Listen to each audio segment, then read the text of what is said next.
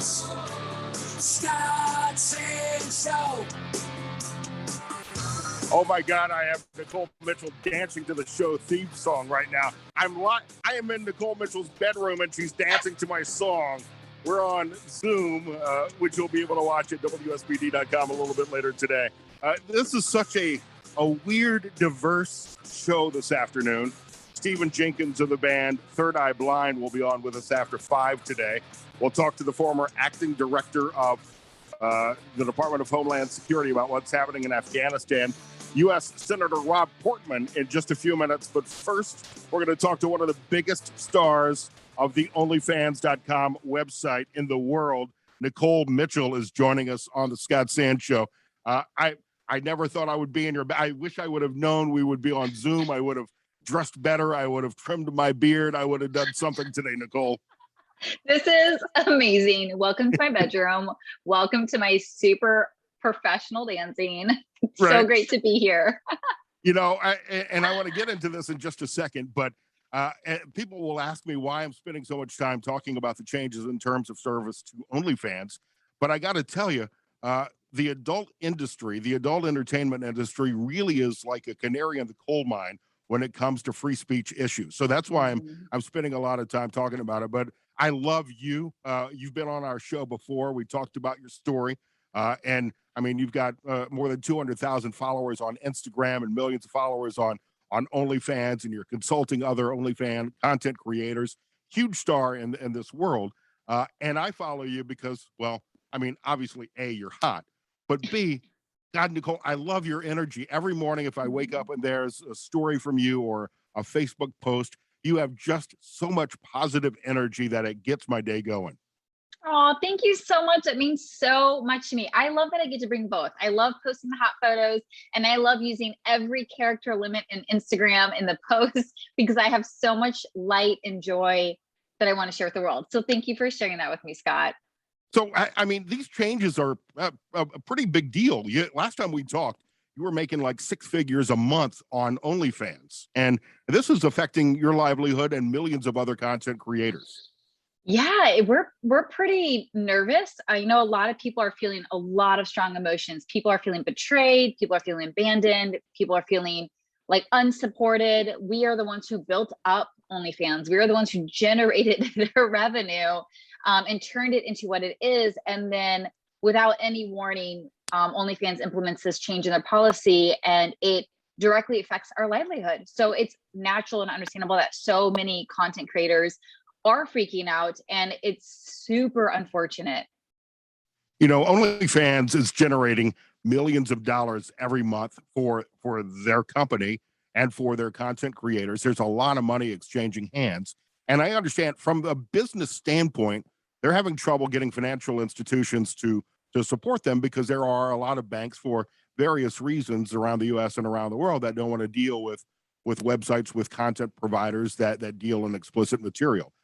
But there are a lot of other ways around that issue as well. And to leave all of you out in the cold, and to lie to you along the way. I mean, this story has changed half a dozen times just since last Monday. Yeah, me and my fellow creators, we're the top content creators on OnlyFans. So some of us have direct access to actually OnlyFans, the people who run it. And they sent emails that said, there's no changes taking place. We don't know what you're talking about. You're fine. Just totally lied to us. And then the next day they sent out a mass email to all of us creators saying these changes are taking place. So yeah, the way they're going about it is super unethical. You're absolutely right. There's so many ways we can navigate this and make it work. But I think it's more than just bank processing issues. I think it's just the age-old struggle in America. We don't know what to do with sexuality. So all we can do is like, we try to let it be free and then we freak out and we shut it down. And this is just one more example of it. And now it's up to us to navigate these tricky waters as much as possible so we don't lose our livelihood, don't stop doing what we love, and still make it. You know, I find so much hypocrisy in many political circles today because there's so much talk about free speech. I mean, there's a lot of attention right now. We spent time on this show last week talking about how the Taliban is allowed on Twitter, but former President Trump is not, and the hypocrisy with that. But you're either for free speech or you're not. And when many politicians are pressuring companies like OnlyFans or Pornhub and YouPorn and all the other sites to shut down or change their business models because they don't like the speech that they provide. That's the same thing as saying you don't like the political speech that the other party is providing. Yeah, I find it interesting because I just believe and assume that most of these men in power who are trying to shut it down are the very men who subscribe to our accounts. So it's Right. very hypocritical to be like, this isn't okay, but don't tell my wife I'm watching your stuff, you know? And so it's the same old struggle of like helping America progress forward enough to allow adults do adult things with consent, with openness, because shutting this down is forcing a lot of us creators have to go underground, or a lot of women have to go back to the clubs or to the bars where it's just not as safe. OnlyFans provided us a lot of safety, a lot of stability, a lot of control, which is our right as women, as humans, as creators.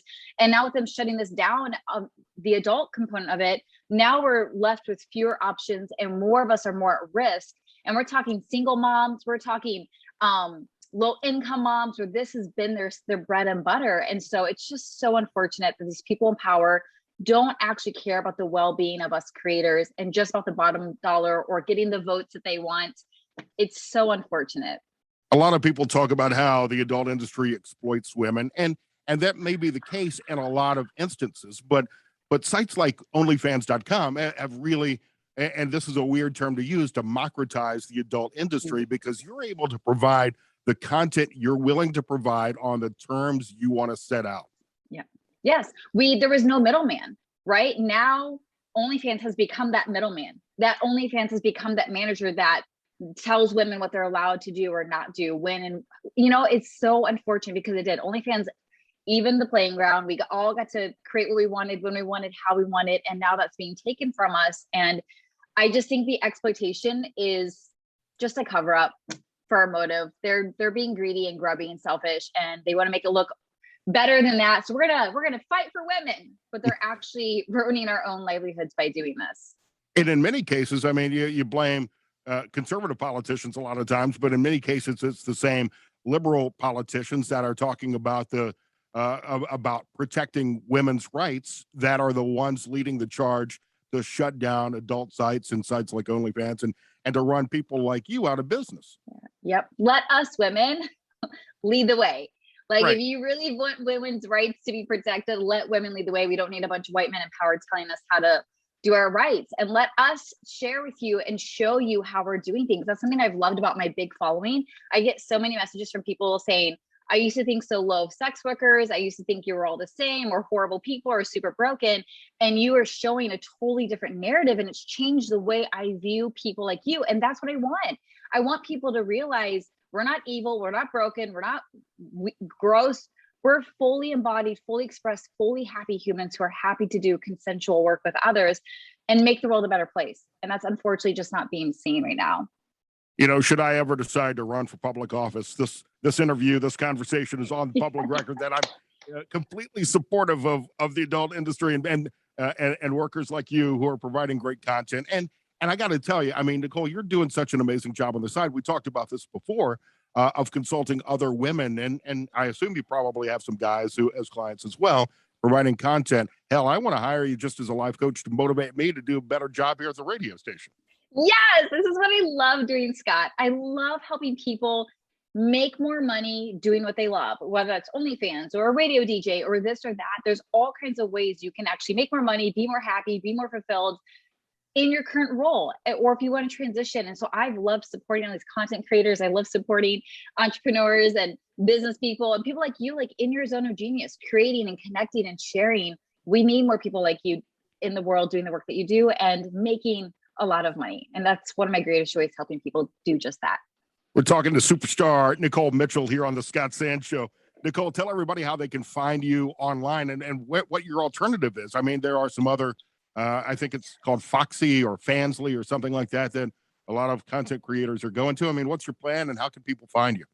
Yes, please come say hi to me. You can find me at NicoleMitchell.com. My name's spelled Nikole. That has all my social media. I'm on all of them: Facebook, Instagram, Twitter, YouTube. So come say hi. I check my DMs every day. And right now my plan is to stay on OnlyFans because I have an amazing community there and we're going to work with it. And then I'm probably going to create a back account, possibly Fansly. I'm I'm looking into all of them because I want to find what they have to offer. But because the changes are coming October 1st, September is going to be the hottest month yet. So if there's ever been a month to subscribe, this is the month to subscribe to my OnlyFans, and I'll keep you up to date what I'm going to do inside my OnlyFans so people know where to go. Is there a market for a 50-year-old short, fat, white guy on OnlyFans? Can I make any modeling model? Is there a weird niche for a bear? For bears? I don't know what I could do exactly. Yes, we want to snuggle up to you, bears. Get on there. I'll help you out. Nicole, I love you. Big fan of yours. Keep up the great work. Congratulations. Continued success. Thank you for your time, and thank you for letting me slide into your DMs. Yes, thank you. It's been so great. Love connecting with you again. Have an amazing rest of your day. NicoleMitchell.com. That's Nicole with a K. We'll have this conversation up on Zoom in a little bit as well at WSBD.com. Thanks, Nicole. Love you.